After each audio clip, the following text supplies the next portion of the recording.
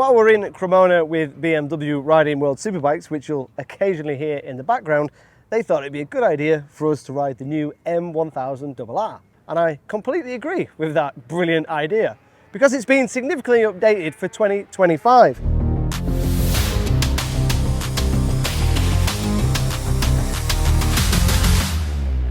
For me, the big talking point is the wings, which are absolutely massive. According to BMW, that's 30 kilograms of downforce now at 186 miles an hour, if I remember rightly. Before it was 21, 22 kilograms, so that's a significant difference. Other changes is the styling of the bodywork has changed a little bit, where the engine and frame mounting is slightly different. The chassis is supposed to have a little bit more flex. In terms of power, we're up another 6 horsepower. So we are maxing out now at 218 horsepower. That 6 horsepower comes mainly from cylinder head work, which is all about on the import. The valves have changed, the exhaust has changed a fraction, but it's more on the getting air into the engine. And funnily enough, when I spoke to the race team after riding the WSBK bike, they're using the same cylinder head because they can't increase the port and they can't change the port. So that change on the road bike is affecting the World Superbike.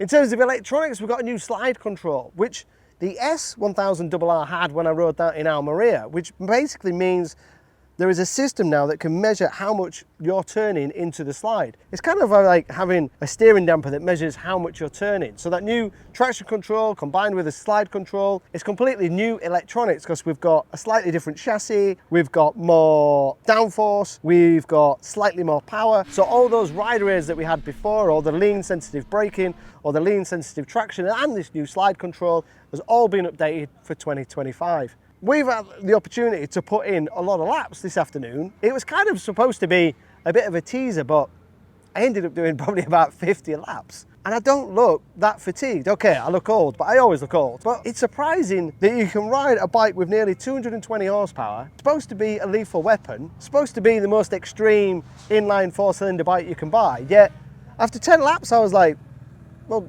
nobody's given me a flag, so I'll do an extra 5. And then when I came in, put some fuel in it, I was like, can I go do some more laps? They were like, yeah, do 5. I ended up doing 15 or 20. It's incredibly easy to ride for such a powerful bike. The big changes for me when you ride the 24 to 25 is the stability on the brakes and the turning in. So when you've got such massive wings and so much downforce, the bike's kind of like level when you're going fast in a straight line. Normally when you're doing 170, 160 mile an hour, you're sat slightly back because you're pulling back on the bars a bit, you're not as tucked in, and the wind is pulling back on the bike. So when you hit the brakes, you have this transition forward. But now it feels like the bike's much flatter when you're doing 170, 180 miles an hour. So when you brake, you haven't got that kind of motion, and it gives the bike so much more stability and more control when you're going into the corner. I think a lot of that might be down to the wings, it might be down to the aerodynamics, it might be down to the new engine brake strategies, but I can't remember the old bike being that powerful and that strong and that responsive on that initial hitting of the brakes,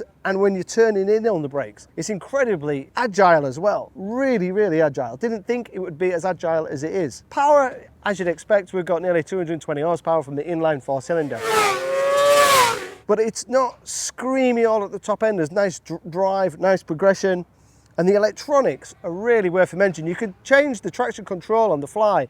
And I started off at about 0, then -1, and then trimmed it down a little bit, just so I can start to feel what the bike's doing, start to feel the lift of the front coming out of some of the chicanes. When you're fully committed with big leaning, you ask for a lot of power, you can feel that it's holding and not giving you 100% drive out the corners. It's like holding, and then as you come out the corner, it gives you the power as you come out the corner. So in the real slow corners, you can get on the power a lot earlier than you think. And then on some of the faster corners, that's when you can start to feel that kind of little bit of slide control. I mean, we've got 20 degrees plus conditions, we've got Pirelli slicks, everything's perfect. So to make a bike slide is incredibly difficult, but you can just teeter on the edge of, well, Superbike, you can just teeter on the edge of what it's doing.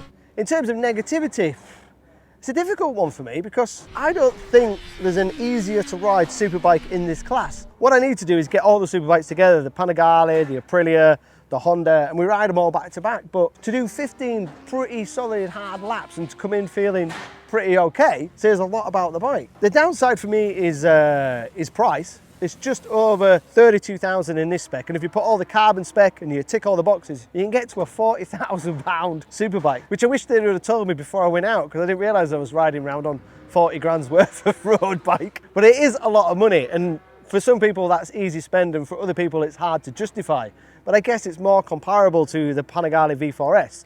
But other models in this category, like the Honda SP and obviously the Kawasaki ZX-10, are considerably cheaper, but then they don't arguably have the spec.